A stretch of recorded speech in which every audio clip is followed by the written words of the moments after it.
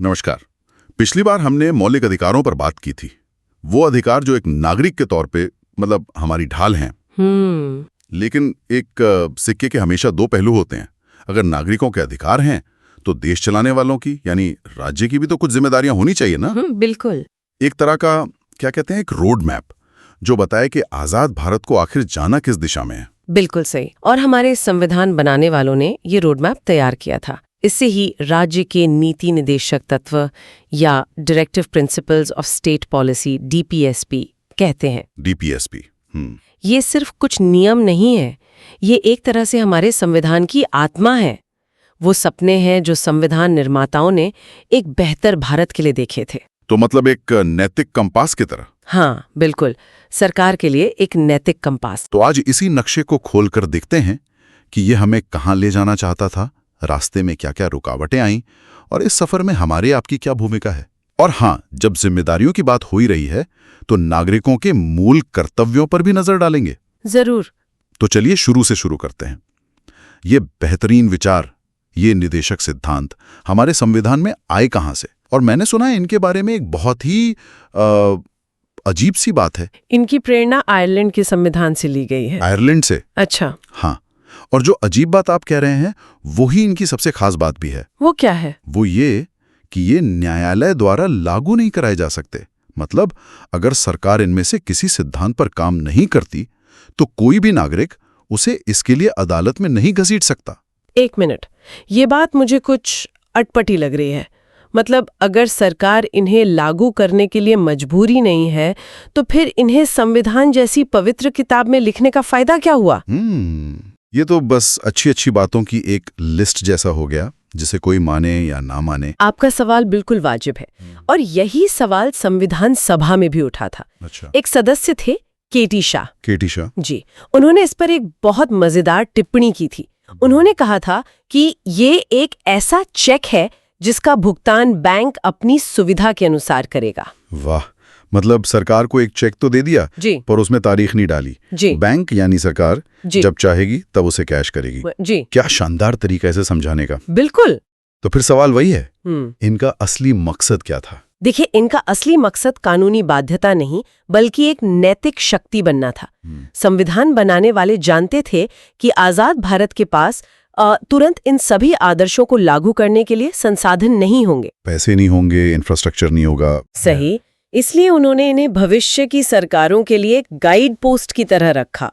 अनुच्छेद 37 साफ कहता है कि भले ही आप इन्हें लेकर कोर्ट नहीं जा सकते, लेकिन ये सिद्धांत देश के शासन में मूलभूत हैं। देश के शासन में मूलभूत? हाँ, यानी देश चलाने के लिए ये बुनियादी पत्थर हैं और कानून बनाते समय सरकार को इन्हें नजरअंदाज नहीं करना चाहिए। इनका लक्ष्य है एक कल्याणकारी राज्य बनाना। कल्याणकारी राज्य, ये सुनने में बड़ा भारी शब्द लगता है। आम इंसान के लिए इसका क्या मतलब है? क्या इसका मतलब है कि सरकार बच्चों को मिड डे मील खिलाएगी या सरकारी अस्पतालों में सस्ता इलाज देगी? क्या यही है? आपने बिल्कुल सही समझा। कल्याणकारी राज्य का मतलब ही यही है।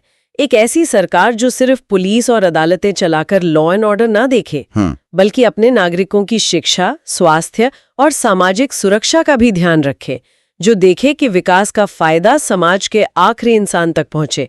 यही इन सिद्धांतों का निचोड़ है। तो चलिए इन सिद्धांतों के अंदर झांक कर देखते हैं। हाँ। इनमें किस किस तरह के विचार शामिल हैं? इन्हें आसानी से समझने के लिए हम 3 हिस्सों में बांट सकते हैं। ओके। कुछ सिद्धांत समाजवादी सोच वाले हैं, कुछ पर गांधी जी के विचारों की गहरी छाप है और कुछ आधुनिक और तर्कसंगत सोच को दर्शाते हैं। समाजवाद शब्द सुनते ही कुछ लोगों के मन में बड़े बड़े सरकारी कारखाने और सोवियत संघ की तस्वीर आ जाती है। आहा, क्या हमारे संविधान का समाजवाद भी वही है या इसका मतलब कुछ और है? नहीं, हमारे संविधान का समाजवाद सोवियत मॉडल वाला नहीं है। इसका सीधा साधा मतलब है सामाजिक और आर्थिक न्याय। सामाजिक और आर्थिक न्याय? हाँ, इसका निचोड़ ये है कि सरकार की जिम्मेदारी सिर्फ सड़कें बनाना नहीं है, बल्कि ये भी देखना है कि देश की दौलत कुछ ही हाथों में न सिमट जाए।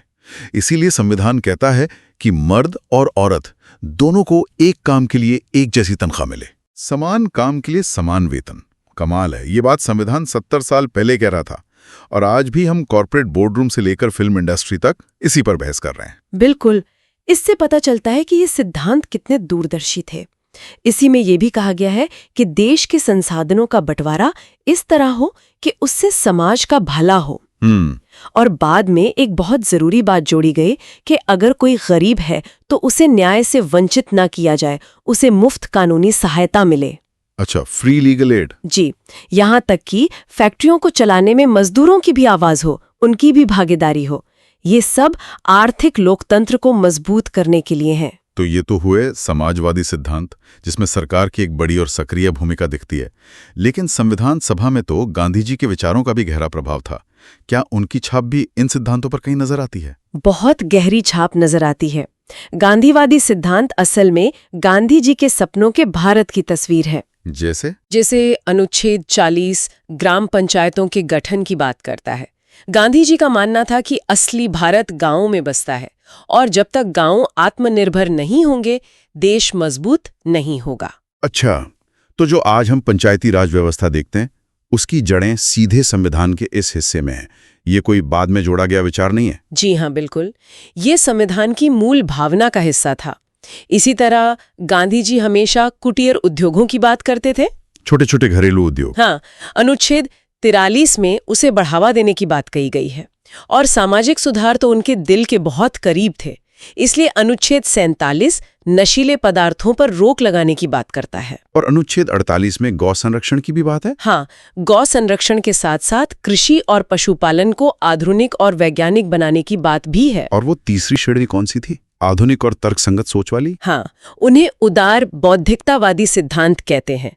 इनमें कुछ ऐसे विचार हैं जो आज भी बहुत चर्चा में रहते हैं। अच्छा, जैसे कि? जैसे अनुच्छेद 44 जो कहता है कि राज्य सभी नागरिकों के लिए एक समान नागरिक संहिता यानी यूनिफॉर्म सिविल कोड बनाने की कोशिश करेगा। हाँ, ये तो आज भी देश की सबसे बड़ी बहसों में से एक है।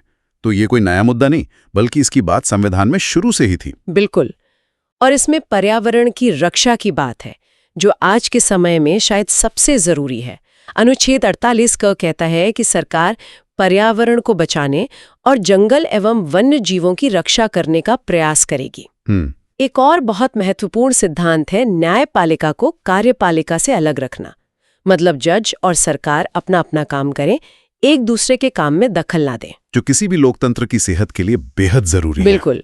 और अनुच्छेद 51 में अंतर्राष्ट्रीय शांति और सुरक्षा बनाए रखने की बात है। यहाँ एक बहुत बड़ा और स्वाभाविक सवाल खड़ा होता है। एक तरफ है मौलिक अधिकार जो व्यक्ति को ताकत देते हैं, और दूसरी तरफ है ये निदेशक सिद्धांत जो पूरे समाज के भले की बात करते हैं। लेकिन क्या हो जब एक व्यक्ति का अधिकार और पूरे समाज का भला आमने सामने आ जाए? ये टकराव भारतीय संविधान के इतिहास का शायद सबसे दिलचस्प अध्याय है। ये सिर्फ अदालती मामले नहीं थे, ये भारत की आत्मा को लेकर एक वैचारिक लड़ाई थी। व्यक्ति बनाम समाज? हाँ, बिल्कुल। एक तरफ व्यक्ति का अधिकार, दूसरे तरफ पूरे समाज का भला। दशकों तक संसद और सुप्रीम कोर्ट के बीच ये खींचतान चलती रही। इसकी शुरुआत कैसे हुई? शुरुआत में चंपाकम दुराईराजन मामले में सुप्रीम कोर्ट ने साफ साफ कह दिया कि मौलिक अधिकार निदेशक सिद्धांतों से ऊपर है। अगर दोनों में टकराव होगा तो मौलिक अधिकार ही जीतेगा। अच्छा। लेकिन इससे एक बड़ी समस्या खड़ी हो गई। सरकार जमींदारी उन्मूलन जैसे बड़े सामाजिक सुधार करना चाहती थी, लेकिन संपत्ति का अधिकार तो एक मौलिक अधिकार था। तो सरकार के हाथ बंध गए। फिर क्या हुआ? संसद ने संविधान में संशोधन करके रास्ता निकाला, लेकिन फिर 1967 में गोलकनाथ मामले में सुप्रीम कोर्ट ने एक बहुत बड़ा फैसला दिया। क्या था वो? कि संसद मौलिक अधिकारों को छीन ही नहीं सकती, निदेशक सिद्धांतों को लागू करने के लिए भी नहीं। अब तो संसद और न्यायपालिका मतलब आमने सामने आ गए। इस खींचतान का अंत कैसे हुआ?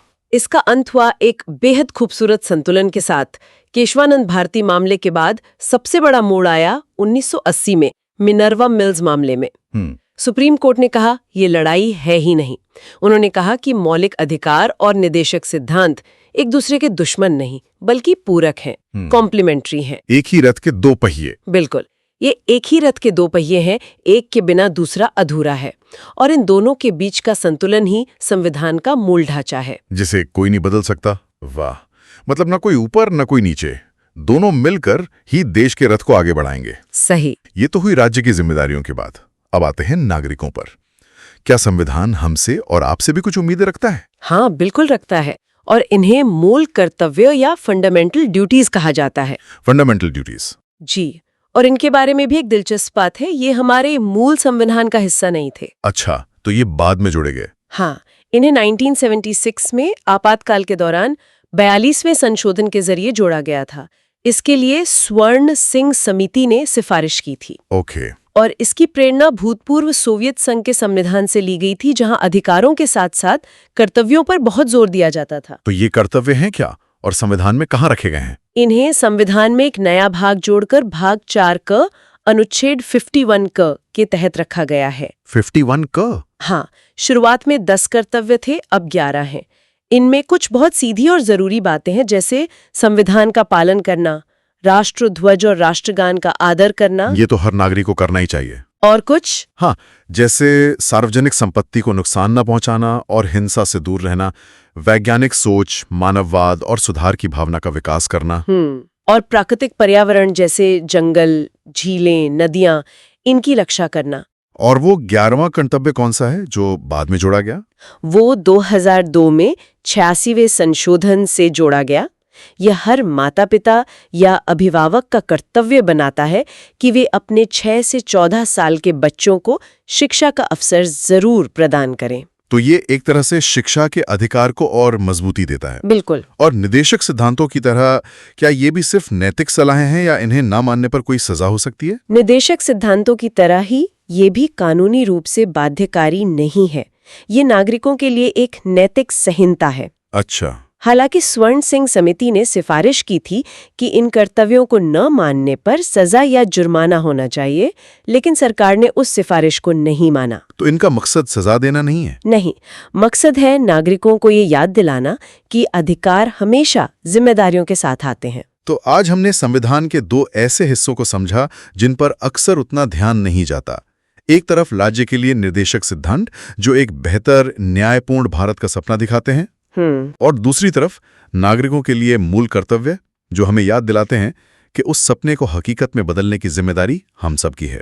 बिल्कुल, ये दोनों मिलकर ही लोकतंत्र को मजबूत बनाते हैं। एक ऐसा लोकतंत्र जहां नागरिक सिर्फ अपने हक नहीं मांगते बल्कि अपने फर्ज भी निभाते हैं, और जहां सरकार सिर्फ शासन नहीं करती बल्कि सेवा करती है। और अब अंत में एक सवाल सबके सोचने के लिए छोड़ जाते हैं। अगर नीति निर्देशक सिद्धांत और मूल कर्तव्य दोनों ही कानूनी तौर पर बाध्यकारी नहीं हैं, तो एक आधुनिक लोकतंत्र में ऐसी नैतिक हिदायतों का असली मूल्य क्या है? क्या ये सिर्फ संविधान की किताबों में लिखे कुछ आदर्शवादी शब्द हैं, या ये वाकई हमारे समाज और हमारी राजनीति के चरित्र को चुपचाप आकार दे रहे हैं?